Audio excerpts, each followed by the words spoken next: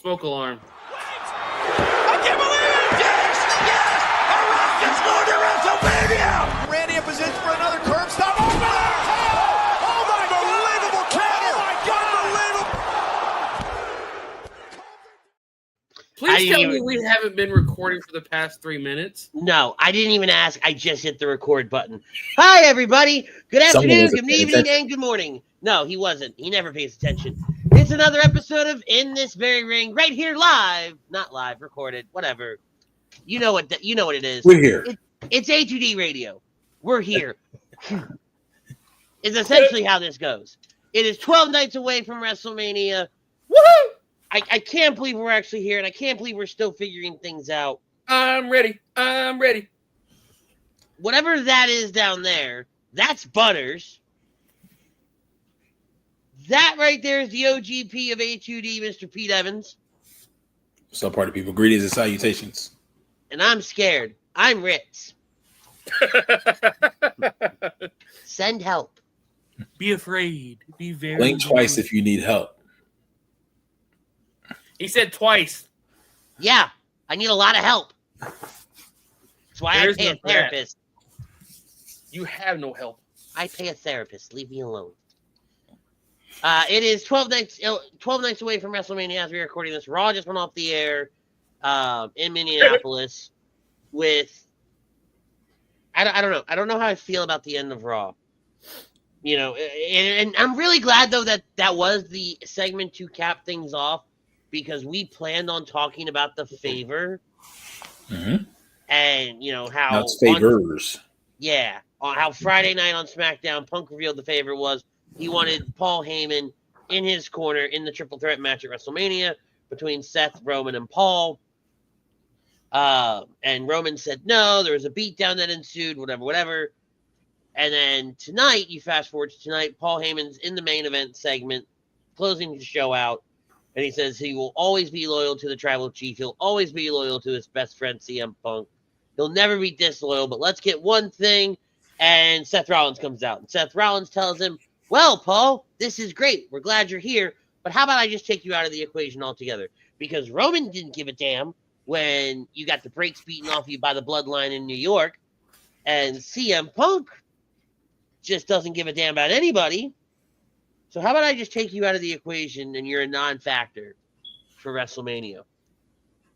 And there was a little, tension building between the two. And Seth was pushing Heyman. Heyman finally snapped. Get your damn hands off me. Seth said, screw it. I'm whooping your ass. Pushed him into a corner. Punk comes running down. There's a half-assed brawl that ensues. And Punk's going to stomp Rollins' head through the steps.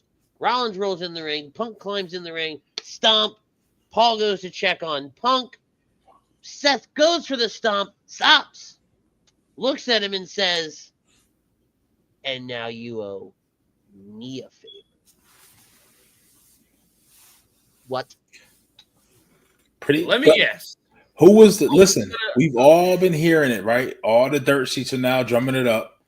Busted Open's talking about it. Who was the first person when this match was, before it was even announced, and then shortly thereafter, who said that this may be a possibility? Now everybody's jumping on the bandwagon. Oh, here we go. Listen, I'm not here to praise and give myself my own praises. I'm not calling myself the best there ever is, the best there ever was, the best there ever will be, and never made it past the fourth grade height. I'm not doing that. That's the person. Oh, that's here. Adorable. That's adorable.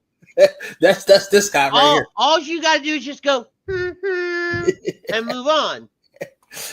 Listen, man, I got from that, and they really, and we'll talk about, that wasn't even my favorite part of the night from Raw. There's another part of the night of Raw that was my favorite, which I wish we saw more of when things happen. Because when things happen, people come in contact with people, things happen to characters, things happen to superstars, and they come out ever changed, and they don't change anything. We saw something different tonight. I actually like tonight from that segment that you just led with Heyman, where he really kind of wasn't paying Seth any mind. And it wasn't until that Seth said right here and right now, and he got right here, the switch went off in Heyman, and he turned to him real fast and said, like, you could see the fear kind of come over, like the realization of the situation that he was in and the situation that he put himself in. The last time we saw that and we've seen that was Samoa Joe. Remember how Samoa Joe had Heyman, and Samoa Joe actually choked Heyman out. But remember, Samoa Joe slowly, methodically walked Heyman into a corner as he was talking to him. And build up from Seth, hats off to him, because it was a nice, slow, gradual build. And let me preface.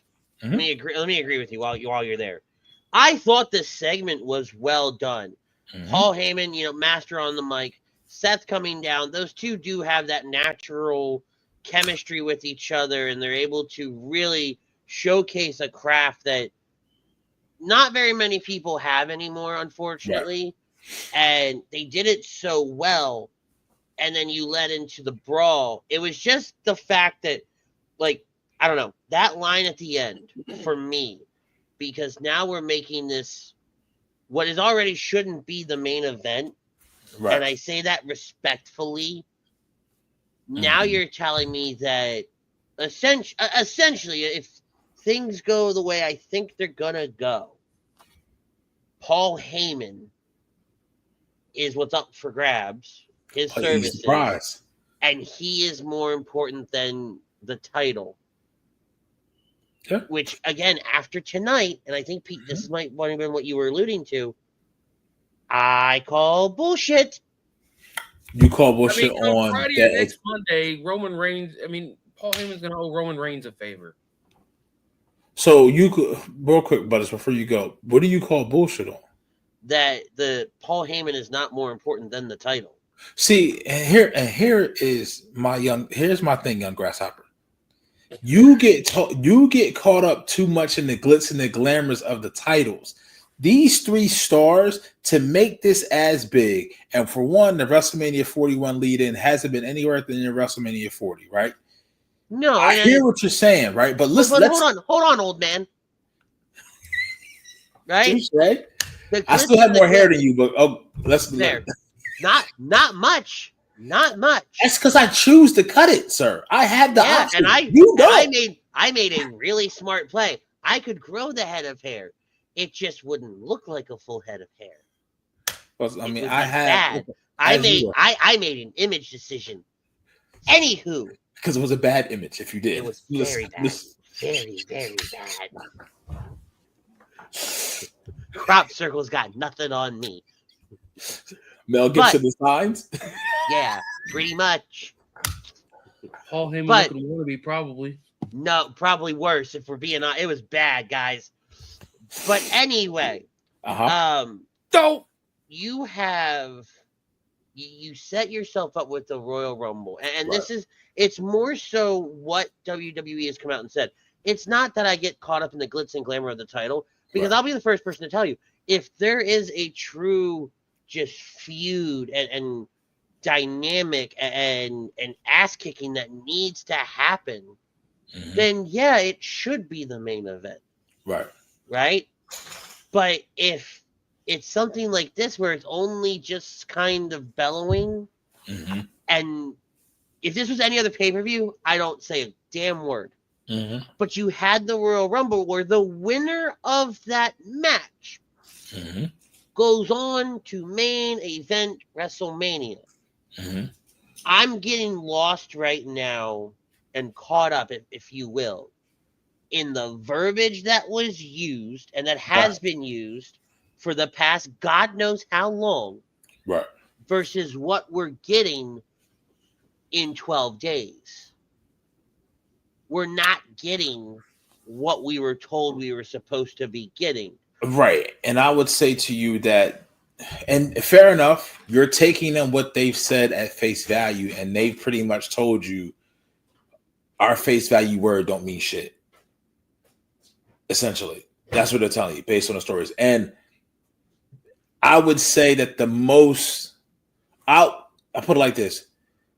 The two most compelling stories leading into Mania are bookending both nights of WrestleMania. Regardless of what we want to say with Jay versus Gunther, we saw what Charlotte and Tiff had. We're seeing the triple threat match now with the WWE Women's Championship. But Cody, Cena, and now this triple threat, three-way, whatever you want to call it. Call it the favor. You could call it the favor. Is now all on Paul. And I would say this. The reason why Paul's the prize, and I don't call it bullshit, if you're Seth, you're the only one who has not had Paul's advice for a long-term time frame. But the last two and the other two competitors in this match have. And when they had Paul by their side, arguably is when they hit their peak. They've never been in that position before or after Paul. Hell, Roman held it for 1,316 days. CM Punk had it in a time where the title was hot potato, and he held it from Survivor Series of 435 days. Seth has never had that.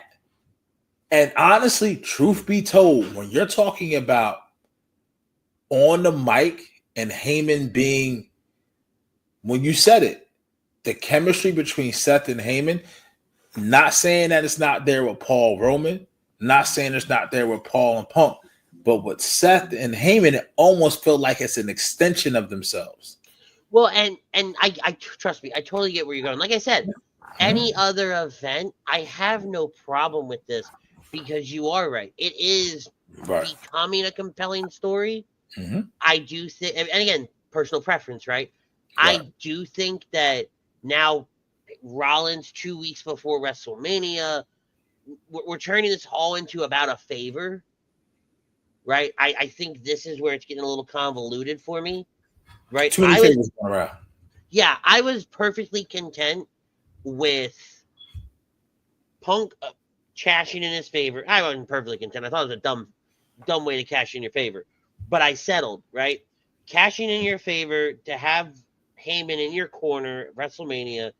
And then I had sold myself on the idea, and something we've all talked about, Heyman leaving with Rollins by the end of the night, right? I was cool with it because then that would have just felt like you cut the same promo you do tonight. You do everything tonight the same. You just don't have that last line. I'm still sold on the idea of Heyman leaving with Rollins. It makes a lot more sense now because he kind of laid it out there of they weren't there for you. They're never around. Right. They leave you here to fend for yourself. I've been here this whole time. I'm not going to go anywhere, even with you at my side, right? That was how it was kind of put in this nice little box for me tonight. And so I'm watching this promo and, 20, 30 minutes ago, and I'm like, all right, this is really good. This is leaning into what we've been talking about, awesome. And then he says that right there at the end. I'm like, ugh. It's kind of like that overkill. Butters, how you feel about it?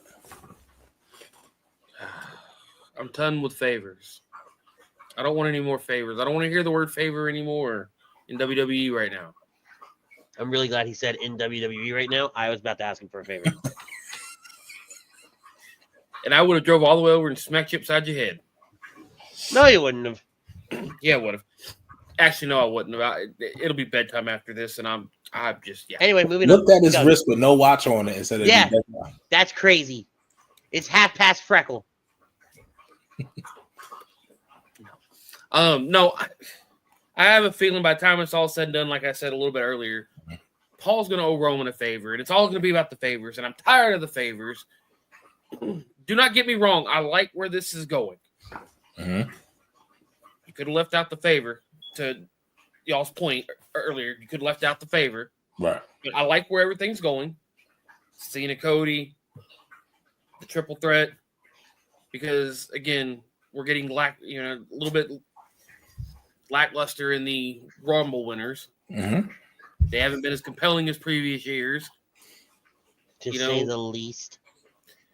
Tiffany, Charlotte might be heating up a little bit. Might be. We're gonna get to that later. I'm just saying. Might be heating up a little bit. Jay Gunther still hasn't sizzled for me yet, even though tonight was a pretty good promo. Keep your thought. Don't let our reaction get you off track. Keep your train of thought. Give me something other than a favor. I don't know what, but give me something other than a favor. Yeah, Hunter said something really smart. Because what's Seth's favor going to be? Hey, turn on those two jackasses and leave with me.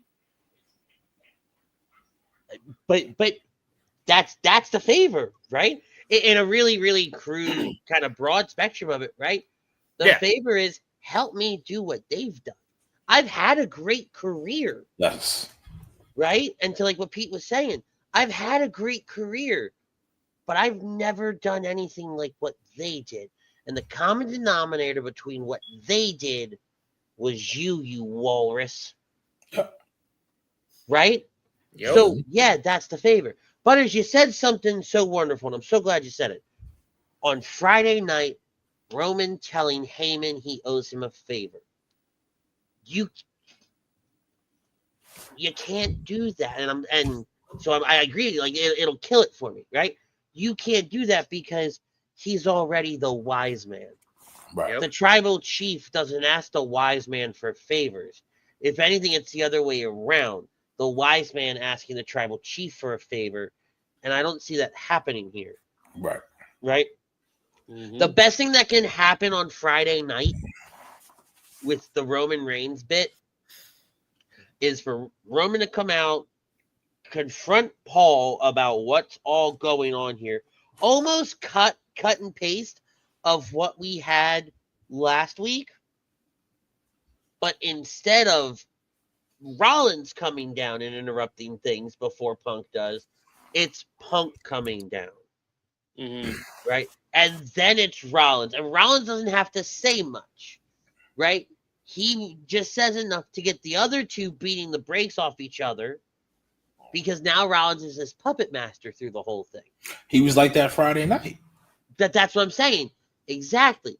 Right? But he gets to play this puppet master, and it's all and we're going to hear Rollins say things very Paul Heyman. Yeah. Right? Everybody's got a tone. Everybody's got a speech pattern. Everybody's got a way that they do things.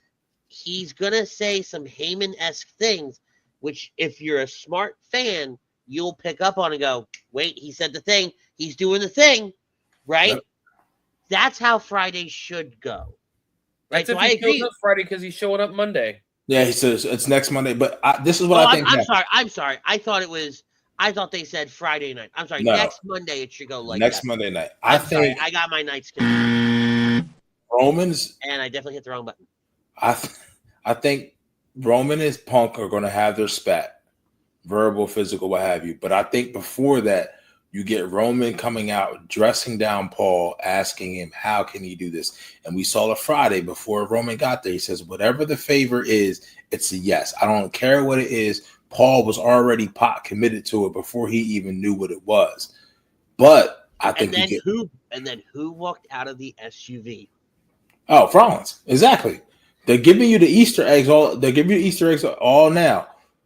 But also, I think what's going to happen on Monday night is you're right. I think Punk's going to come out first. Then I think Paul's obviously going to be in the ring. And I think Paul and Punk and Roman are going to start to go at it verbally. And what's going to happen, Butters?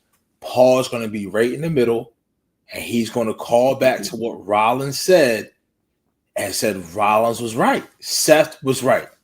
When I went through the table, Roman, you took your ball, you went home. Punk, hell, when we had our 434 days, you lost to Taker at WrestleMania 29, you took your ball and you went home for 10 years. You see what I'm saying? Mm-hmm. To the point where Paul's just going to leave the ring. I don't think if Paul comes down with Punk at Mania, originally I'd be shocked. I could see Paul leaving.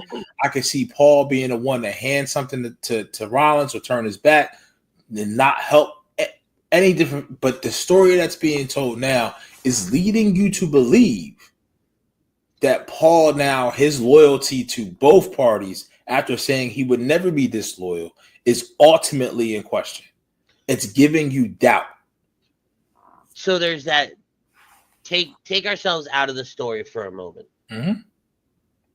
from a feel-good perspective, I would like to see Punk and Heyman walk down together at WrestleMania. Oh, I think they're walking down together. Right. Well, no, I'm just playing off of what Pete said, right? Mm-hmm. I think there's that feel-good moment for them. Like, it's for them. That is 100% for them, whatever have you. I could definitely see that. I would want to see that. And then because it would also kind of help egg that story on. He's fulfilled. One thing Paul Heyman's always been is he's been a man of his word. Mm-hmm. Right? So he is a man of his word in the sense of, I said I would do your favor. I'm doing your favor. I'm walking down. I'm standing in your corner. I never said I would help you. Yep. Right? You're the wise man for the tribal chief. I never said I would help you. Yep. Right? Mm-hmm. Rollins' favor is he wants my help to be better than he was yesterday. I mean more. I can do more. I can do more here. I'm not being disloyal to either one of you. But this is my next challenge. Right? Yep. This is my next story that I get to tell. Right? And I don't think Paul's a factor in the finish, so to say. Right? I don't see him turning on anybody because, again, what I just said, he's a man of his word. He said he would never be disloyal to either one of them. Right? So he's not going to be involved in the finish, so to say. I think Seth does win, and I think he just walks away with Seth. I think that screams so much more volume. Yeah, speaks so much. Yeah, louder than words. Than him handing Rollins a chair or pushing Rollins out of the way for a spear or, insert action here. I think that I got to move this damn keyboard. I think that it absolutely means more if the final shot of WrestleMania 41 night 1 is Rollins and Heyman at the top of the ramp shaking hands. Yeah, shaking hands, leaving together, something that leads to like there's something more there. And I've said this since this match has been made. This is how I felt. Rollins has the most to gain from this. Mm-hmm. And truth be told, he kind of needs it. Like, he's the only person who really hasn't plateaued. You even talk about the year he had with the World Heavyweight title, the first initial champion, all the other, like, the untapped potential, the next height, the next step that between him, Roman, and Punk can take. It's really him. Roman and Punk have been at the precipice, right? It's really for Rollins. How can he reinvent himself? What's the next step that he can go to? Revolutionary, all that other good stuff. It's kind of just a play on what you were before, but truly get to that next level. And he really he needs this win. This win does more. This win does more for him than it does for Roman or CM Punk. CM Punk being in the main event itself is not saying it's for him enough, right. And Roman is Roman.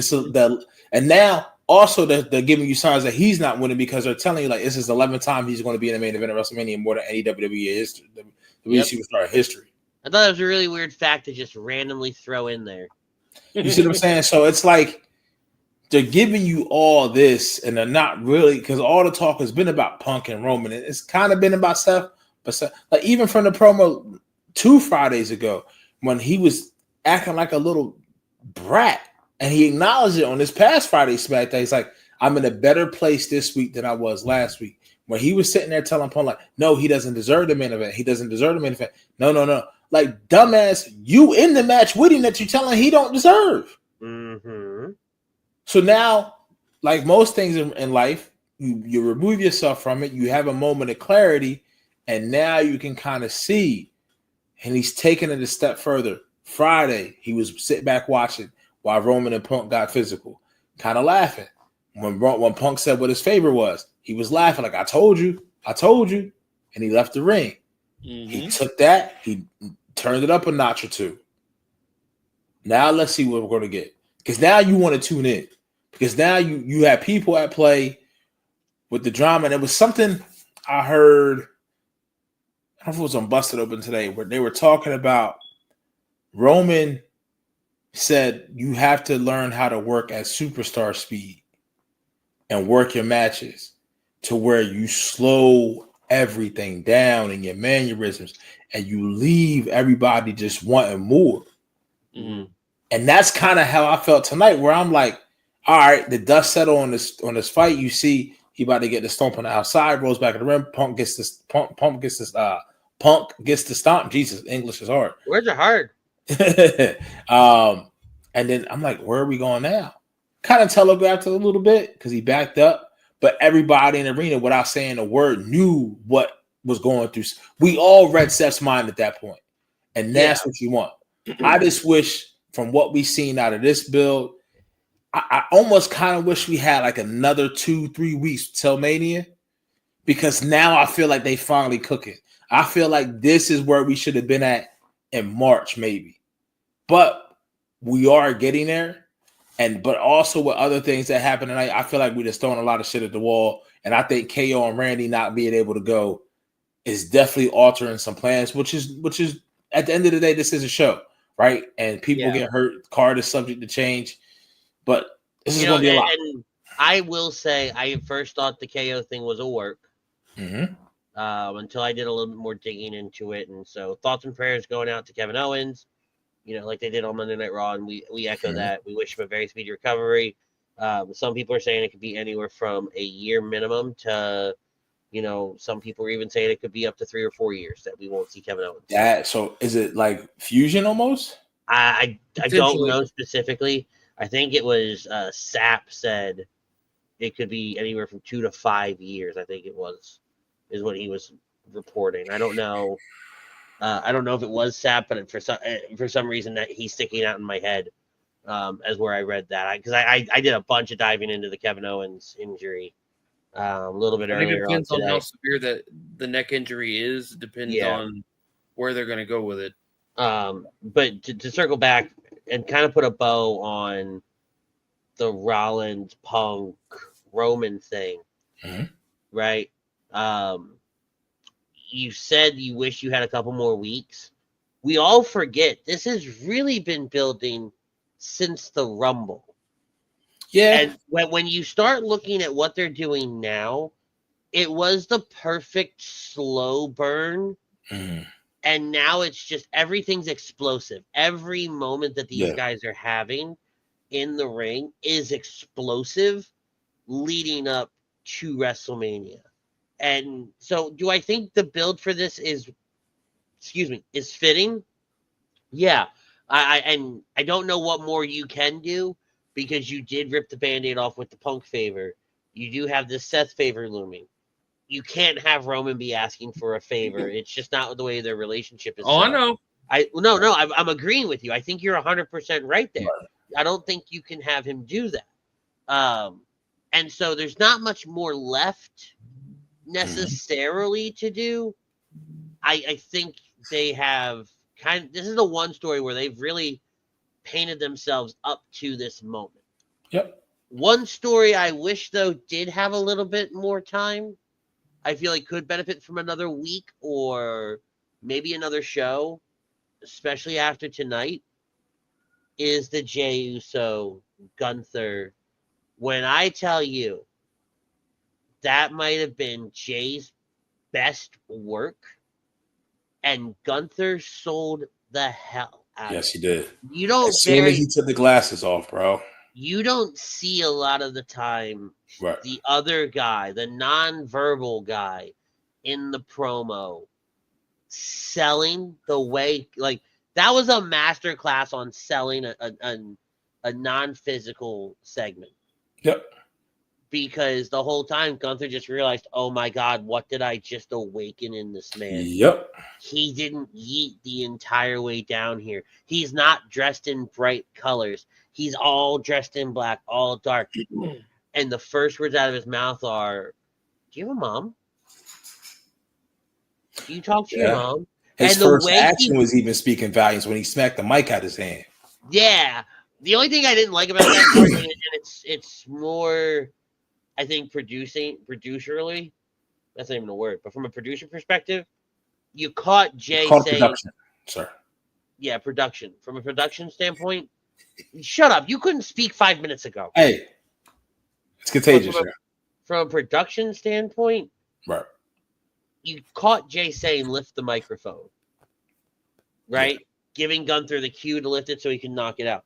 But we're nitpicking that at that point. Right. I really do think the way Jay built it from, do you talk to your mom? Do you talk to your family? What do you guys talk about? Do you talk about this?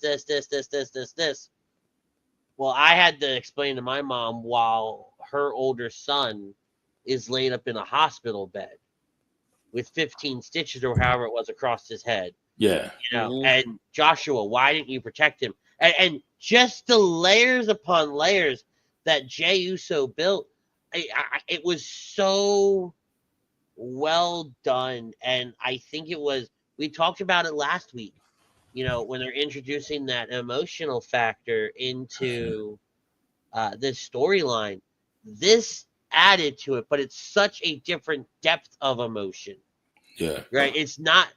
It's cold emotion. We saw raw emotion last week. This was cold, methodical. You could tell by the way he kept just kind of doing this and clenching his body and holding back and real shortness of breath and deeper tone that all he wanted to do is hit this motherfucker. Yeah. Right? And the restraint, it was beautiful. I can tell you just from personal experience, like that is how I am when I get to that point. I've been in that situation, real life scenario, to where it's almost like the only thing that I think he was missing and nitpicking here is you get to that point, you get so mad that you cry. And the thing is, what Gunther realized, a 7-letter word that he just realized that Jay, when he took off those glasses and he looked Jay in his eyes, he was looking at a different Jay, because now it's bigger than the title. The title is secondary. I need revenge. He says, I'm going to get you. I'm going to get my get back. His blood, it's not just about me. My family's blood now is on my hands, and now I have to atone for that. Hence why this is, when you look at the grand scheme of thing of all the matches, yes, he's called Main Event Jey Uso, which they have not been referring to him as Main Event Jey Uso lately. If you think about that, they have not been. But through everything we've seen up until this point, these builds that we're getting in the lead into Mania, everybody wants to see Gunther get his ass whooped first. So that's the tone setter for the whole weekend now. That's perfectly done. And you said, you know, one element that was missing was the tears. You never been so mad you cry? No. Shit. I have, but I feel like showing that restraint, because there's one element to Jay, and I don't know, I don't really know how else to embody it, but there's like that little thug element to Jay. Oh, of course. Come on now. Like, you just now seeing it? Well, I shouldn't be shocked. No. I've been seeing it. It's one of those things you don't just bring up, right? Right. And you don't really get to see it a whole lot in Jay. Right? Like there was this gangster thug element to him tonight. And that was all, like, as I'm watching, I just think of every like Hollywood adaptation of some kind of gang member, you know, street thug kind of character that I've seen across all these different platforms. And that was what I saw very, very much in Jey Uso. Have you ever seen New Jack City? Probably not. I'm gonna be very honest with you. When they finally get Wesley Snipes' character, right, and it's Ice-T, he literally tells him, because he's an undercover cop, and he wants payback, I think, for killing his mother or something like that way back. It's been a while since I watched it. Killing somebody close to him. He literally says to Wesley Snipes' character, I want to shoot you so bad. My dick is hard. That's whenever I get to that point, like that's never happened to me. I've never been that mad. But just when you think about it, that's what you kind of see. Like tonight, it almost made me feel like I was watching. It's like Jay has more layers to him, but like I was watching Jacob. I felt like I was watching Jacob Fox. Like Fatu takes that. That's been him ever since he came up. So I was really waiting for him to kind of slip into like some hardcore slang. I think he wanted to cuss at one point. There were a couple times I'm like, oh, he gonna say something he gonna regret. He gonna have this. He gonna say something bad. he gonna say something real bad. Like that was all I was. Again, just how he did it, and I want to be very clear. I loved it. I loved the depth that Jay brought because he's able to channel that in a way that didn't make him seem like he was stooping down to a lower level than Gunther. It made him seem like, all right, you see me over here. I do all the fun, happy, all that stuff. I'm a fun, happy guy.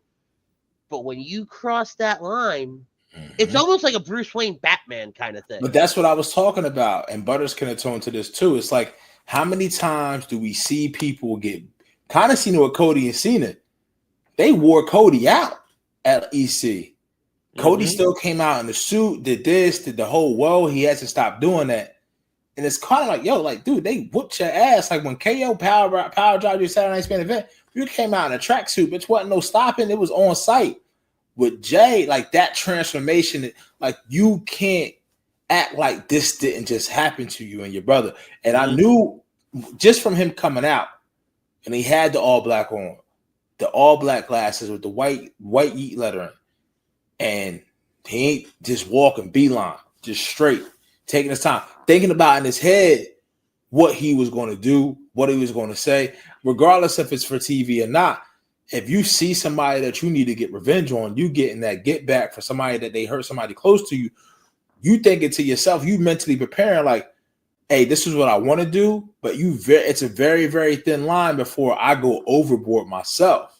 And then once he said the real names, I was like, that's the realness to it. Why didn't you protect your brother, Joshua? The only nitpick I would take away from this is I would have preferred, and I think it would have elevated it more, him not to come through the crowd. To have him come out the main entrance ramp and just walk, still walk real stuff. Because it was almost, I won't say awkward because it makes it sound a lot more worse than it was. He was walking and he would stop every couple of steps, and like he was acknowledging the crowd. Yeah, and like almost like he was gonna do it, like kind of building them up a little bit more. And so like I could have done without that. I really would have rather just seen him, real step by step. Right. Or if you want to have him walking through the crowd, don't do it from up there. First level, like he just got there. Kind of like a Moxley thing. Yeah, and just walk. Yeah, I would have liked that too. Something just to like change that ever so slightly. Yeah. And it takes that to such a new height. But I mean, kudos to Gunther, like you said. As soon as Jay took the glasses off and Gunther seen the look in his eyes, it was that realization, like, for the first time that we seen with Gunther, he seemed scared. Because he seemed like I pushed it too far. What have I done now? Who have I awakened now? Side note, just because it just popped up across my thing. Florida beat Houston. Yeah, man. I like Calvin Sampson a lot. 65-63. Houston was leading for the majority of that game. Yeah. It was a close game. Yeah, I feel for Calvin Sampson. I feel it was the opposite end. So if the Florida coach won, which they did, he becomes the youngest head coach in NCAA history first. He's only 39 years old. And Calvin Sampson would have been the oldest at 69. So, But either way, we live in Houston. It just kind of came across. I know, like you guys would have been going crazy if they would have won. I heard. So I have friends downstairs watching it. I have no desire to watch the game, right? But they tried to go to a local spot to watch it. Apparently it was crazy. So they're like, can we just come over and watch it? Yeah, sure, go ahead. Watch downstairs. I heard yelling and screaming maybe like 10, 15 minutes ago. And I thought they had won. No, Florida was coming back. Yeah. Let's kind of. Anybody have anything else for Jay Gunther? I want to shift. Well, Butters didn't chime in on Jay Gunther at all. I don't think. Did you? Say that again. Sorry, the thing was breaking up. Did you chime in on Jay and Gunther at all? I thought I did. I could be wrong. Okay. Do you have anything left to say on it? No, I mean, the only thing I can say is to y'all's point. Maybe an extra week or two would have been, perfect. Because to me, it's like last week and then this week feels like now is when they're getting started, not when he wins the Rumble. I would say this though, to that point, is now I feel like this is the one story to where I feel like I wish the match was tomorrow. Yeah, it's a catch-22. It's really a catch-22 because you don't want to lose this momentum. No, right, exactly. Right? And I think, but I also said, and it's so funny, I love being right from a hindsight point of view. What did I say last week? I wish that the beatdown of Jimmy was this week, and then next week we would have got the promo because then it would have been 5 days before the match. Yep. Yes. Yeah, right. You did say that. Why you said why? I think you said something that felt like, why did we do that over there? Yeah, why do that over there? Yeah. When you come back and you still have 2 weeks, we really treated last week like a go home show for WrestleMania, and so that's where it's a catch-22. You wish they have one more week because you want to see the response, and you want I almost want to see next week for it to just be a brawl. I'm almost opposite. I want to keep them separate. And remember, because even Jay just walked out the ring casually. Fair. You see what I'm saying? If anything, maybe you do Jay versus Kaiser, and then Kaiser's a sacrificial lamb, and Jay, he loses his cool. You see what I'm saying? Like, somehow, that's the only other thing I can say. Like, Gunther's a champion. He started this. He threw the first punch. He took it to this level, and he made it personal for Jay. The only other thing I can think is maybe, is there any way Jay can do something to someone that's close to Gunther that can make it personal for Gunther?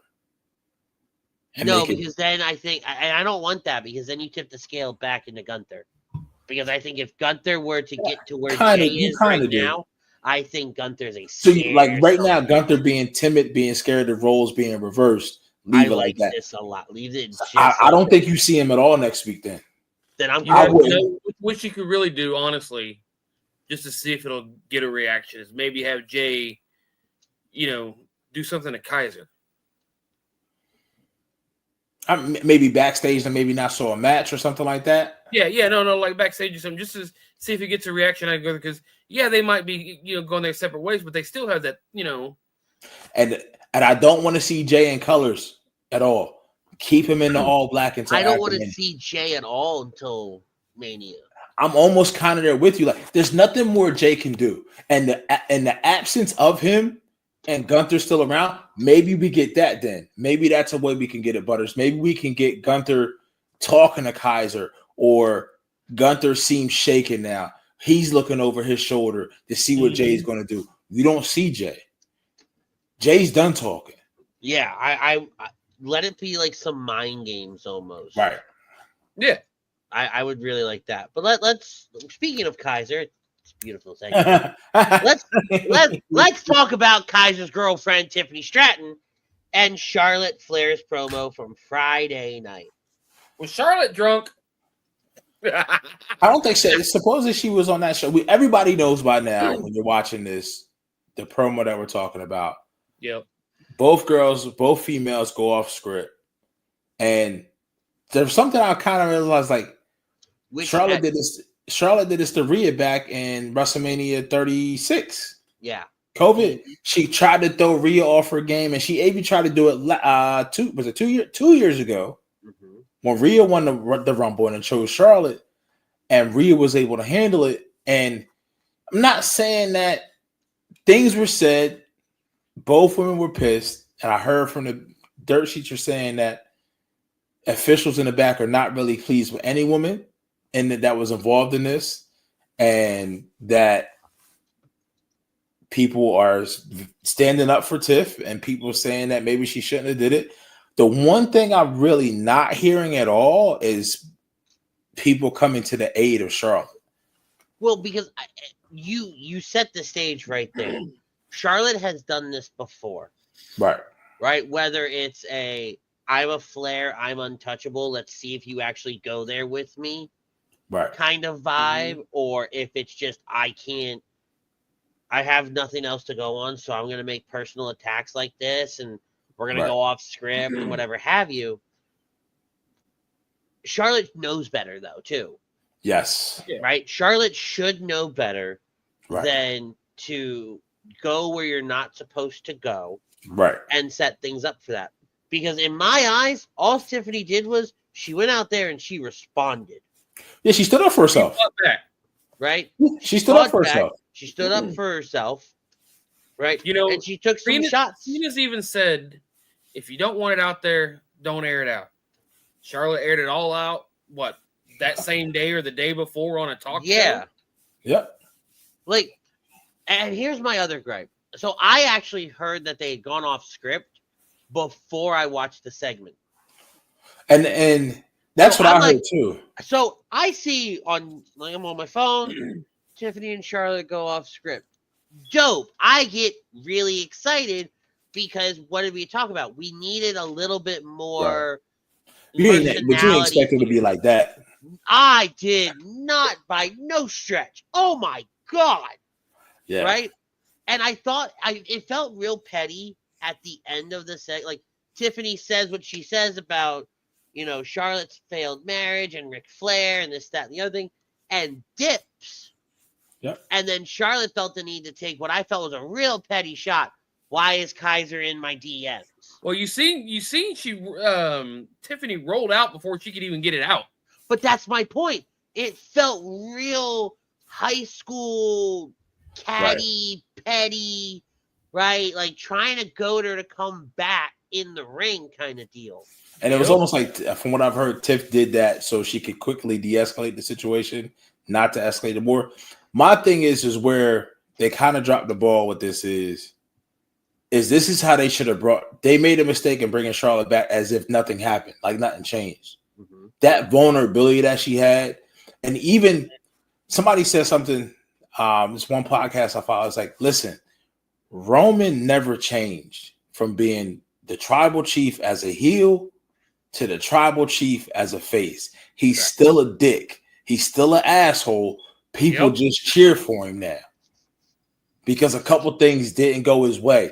With Tiff, you didn't have to necessarily turn her character into a baby face. She was naturally going there. Hell, Chelsea gets cheers now. You see what I'm saying? And what turned Tiff, it wasn't anything other than Tiffany just defending herself against Nia and cashing in on a well-earned opportunity. That has been Tiff's whole character for the last year. She has found. She's like the female Edge, I guess you could say. The opportunist. Yeah, she's an opportunist, and she has taken all the opportunities put in front of her. You brought Charlotte back in, and you had her just act like she was still on top of the mountain. Right. Tiff was beneath her. Yeah, that she's still the queen of things. Yep. You ain't the queen of shit. Right? Yep. That she still ran the show. She was guaranteed a title. Yep. This, that, and the other thing. When in reality, hon, 2 years have gone by. None of your players that you were battling back then are even still here. Yep. And some that are here, when you left, Chelsea wasn't as over as she was. Yeah. You see what I'm saying? Like now, like women who were quote unquote beneath you when you left, all due to injury. women have stepped their game up in the ring, outside of the ring, and they have elevated themselves. You see what I'm saying? Yep. So Yep. I would have literally, once again, we talked about this when it happened. I would not have had Charlotte win the Rumble. I would have had Bianca win the Rumble, had Charlotte somehow, somebody luck herself into winning EC, but always having that doubt if she can still do it as she did it before. Still have Tiff still cut everything. Because now Charlotte's questioning herself if she is truly the queen. When you just give her back the crown, Tiffany rejected it. The WWE Universe rejected it. You see how the Chicago crowd was. And she still thinks that she can just, hey, I'm coming out, I'm the queen of this and that. Listen, man, I don't know why people still call her the GOAT. I think it's the GOAT when you literally, women's wrestling wasn't as what it was when you were hot, when you first popped off. I don't think she can do the same things that she did then 6, 7, 8 years ago because the women's wrestling landscape has completely changed. Like it's not special. Like Charlotte's move set and Charlotte's abilities, it's not special anymore. Like the fact that she can do the moonsault, sure. And let's line up 5 other women that can. Not even just that. Look at her back when she first came out, her body type. Now, if her, Rhea, Jade, Megan Bayne, AEW, I get it, Camille, if all of them came out and you line them all up, come on, man. Lash legend Jada Parker. Yeah, it's not, bro. It's not the same. It's not the same playing field as it was. The game board the game board has changed. It right? absolutely has. So and that's why I'm like, by hook or by crook, if Tiff doesn't win, we ride. Because here's the other thing: if they put Charlotte over Tiff, you may lose Tiff forever. Mentally, you can't reward that. In my book, you can't reward her going off script, throwing shots first, and then somebody retaliating, and now you playing the victim. Now, don't get me wrong, Andrade fucked up, supposedly, had a kid out of wedlock, I heard, while he was with her. That's on him.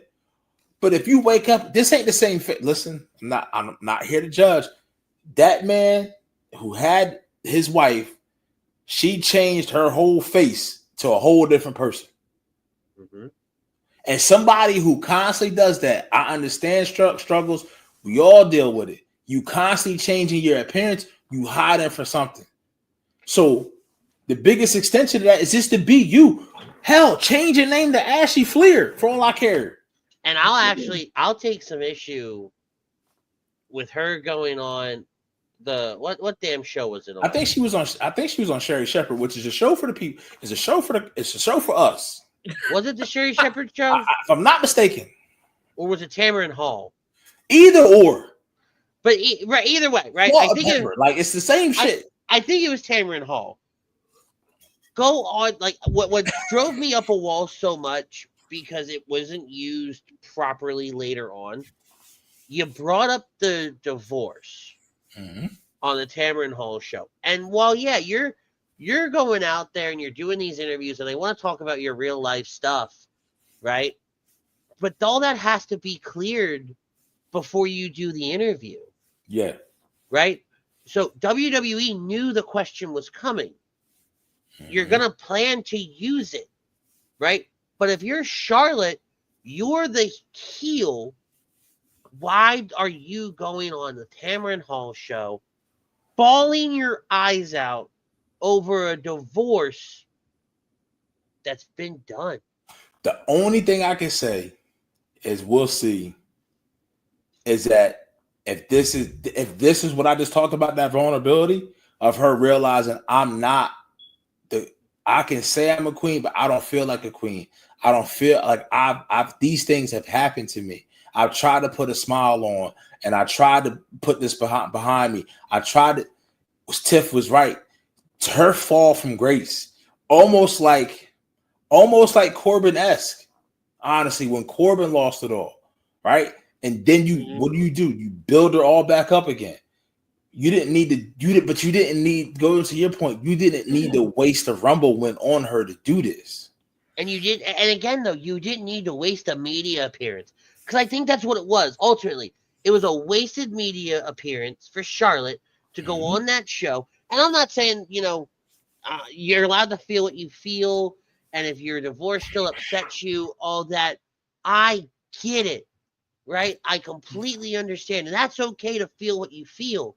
Right. But to go out there and when everything now is social media and immediately retweetable and is going to be seen by the masses, and especially when it's a show that doesn't typically have wrestling people on it, right?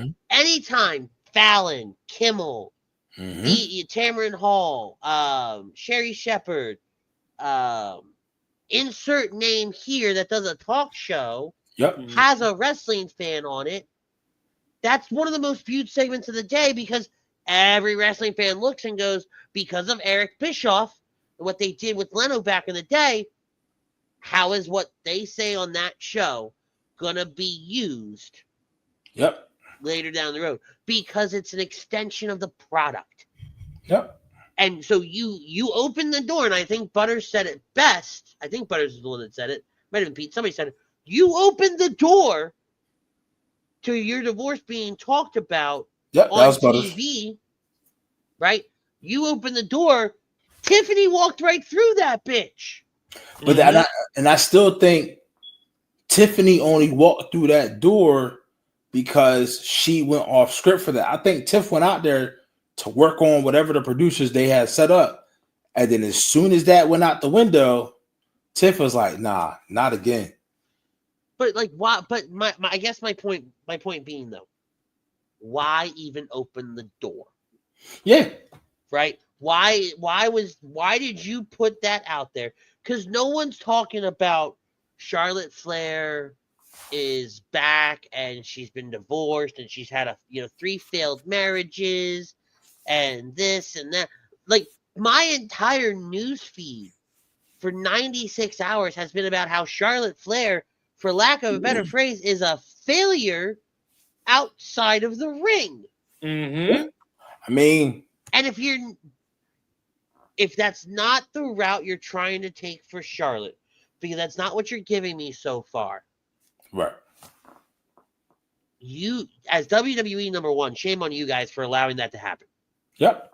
Right. Charlotte, too. Shame on you for letting that happen.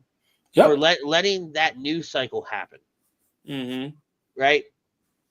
And kind of shame on Tiffany for adding fuel to the fire, but it goes back to number 2 because Charlotte, you let it happen.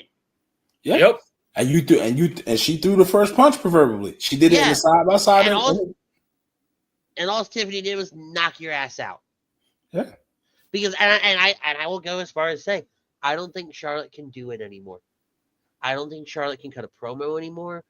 I don't think Charlotte can wrestle as well as she used to anymore. Right? Yeah, I mean the injuries. Because you also haven't, since she's been back. Yep. She's had 1, maybe 2 matches against B-Fab. And no disrespect to B-Fab, but I don't give a damn if Charlotte's wrestling B-Fab. Yeah. Put her up against somebody of a caliber. Yeah, man. Right? And listen. Still prove to me that you're worthy in 12 nights to go out there and fight for that title versus everybody else that was showcased on that Royal Rumble. Alexa Bliss. Where she's been at. Yeah, but Meechin, Chelsea Green, Nia Jax, Naomi, Jade Cargill, right? All these women that are doing other things, right? Bailey, Lyra, Dakota Kai. Yep. They're all doing other things. They've all been here. They've all been doing it. You showed back up and you expected to still hold your stature. No. I'm sorry. We'll respect you for what you've done, but you got to earn it back. Because not only is the wrestling different, not only are the programs different, not only is the show dynamics different, not only is the boss different, but the fans are different. Yep. It's a whole new ball game.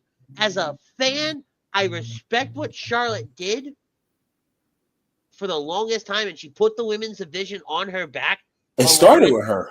Yeah, along with Becky, Sasha, and Bailey. They put the women's division on their back, and I respect the hell out of it. But damn it, woman, you gotta earn your keep again. Now, listen, I'll be the first one to say Mercedes Moné attitude, not the best. But you go look at not last year when she first came back. I get it. This year, her matches, wrestling, she's starting to match that level, right? And obviously, you go look at AEW's biggest star right now, Toni Storm. She kind of did the equivalent of what Cody did. She took her ball, she went home, and now look at where she's at. But like even in WWE, like Liv Morgan, from where Charlotte left to now, Rhea Ripley, from when Charlotte left to now. And don't get me wrong, injury happens, but this kind of goes back to even with Trips. Like Trips maybe thought like maybe we can slide her back, but even he may be looking at it now like, yo, we just don't have it no more. It's not just the fact that Charlotte got injured and went away, right? Charlotte got injured and disappeared. Yeah. Because there's going away, right? But then you still see her on social media and da-da-da-da-da-da-da, right? She's still making appearances for the company because she's not completely broken, da-da-da-da-da-da. No. Gone. Poof. Venito. Yeah.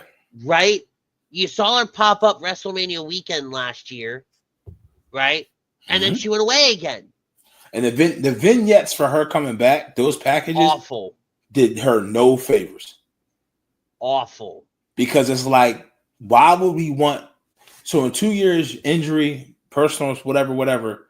How is none of this, and especially in today's age, how has none of this affected you? Which it clearly has. It clearly has affected her. The only option that I think WWE has is them and her have to lean into it. Lean into the vulnerability.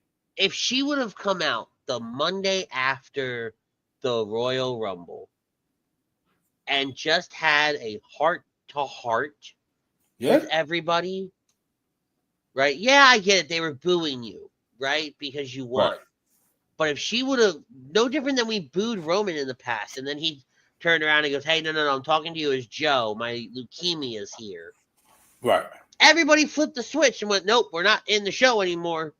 This is real life. Bray Wyatt, right? When he had that promo, everybody flipped the switch. Wait a minute, this might not be 100% the show. Right? If she would have done that and not just instantly gone back to the bitchy heel that she was. And then she bullied Tiff. And then immediately going into bully, which it's not the culture anymore. That's not okay. Bullying people is not okay. You can be the villain. You can be the bad guy without being a bully. Yeah. Mm-hmm. Little girl, you just a carbon copy of me. Like, nah, ma'am, Tiffany, you'll never look as good as Tiffany looks. Nah. There's not enough. There's not enough of you left to look that good. Nah, and you keep getting surgeries done on the wrong part of your body. That was kind of where I was going with that. The proportions they ain't it. But I again, I'm with you, Pete. Right? If Tiffany doesn't win, we're on a plane to Vegas. Yeah. And this you can't reward. That's like the person at your job. We all got that person who thinks that but breaks, breaks the rule every day, and the manager's turn a blind eye to it, and the promotion is up on the board, and then that person gets it. Like the sentiment, nah. This isn't. I can see that happening under Vince's era. That tone doesn't. This doesn't strike me as that. Mm-hmm. You feel what I'm saying? Like this tone from what we've seen up until this point has been different. Like you're not rewarding that, right? And I feel like if Charlotte goes over, that's a reward because it's like, where can you like? It's just going to get worse. And then you keep talking down to the fans like I'm the champion, I'm the queen. I told you I was going to do da. I'm like, now, ain't nobody going to hear that for 2-3 months until we get the money in the bank and somebody cash in on you. I'm not trying to hear all that. Yeah, and don't walk her like what drove me up a wall was that she walked around to all the shows, just assuming like people cared. Nobody cared. You walked on the NXT, nobody cared. You went on the Raw, nobody cared. Right? That was just kind of where it is. But does anybody have anything else before we put a nice little bow on this and we kind of gear up for next week, WrestleMania week? Nah, man, I'm curious to see where we go with the tag team titles on both brands. Correct. And Fatal 4-Way, man. I mean, I think that Braun Breaker spear to Carlito. On Carlito. Cole said it best. That was a torpedo. That man, like I want an aerial shot. I want someone to do the math. How much hang time he got from when he pushed off. Oh my God, I know. To when he hit Carlito and rolled through. Yeah. I think we may be getting the Dom face turn, man. I think so too. And it's going to be big. It's going to be big. WrestleMania is shaping up to be great. We've got a lot in the works. Right. Hopefully we can pull a lot of these things off, but I will announce this right here, right now. Next week, joining us for our go-home show to WrestleMania is going to be the OG of lazy booking, Mr. Michael Chromiak will be on the air with us next week to wrap all of this up in one big, beautiful bow. But for Butters, for Pete Evans, I'm Ritz. We'll see you all on the other side. Until then, tell somebody you love them. Peace, love, and joy. We're out.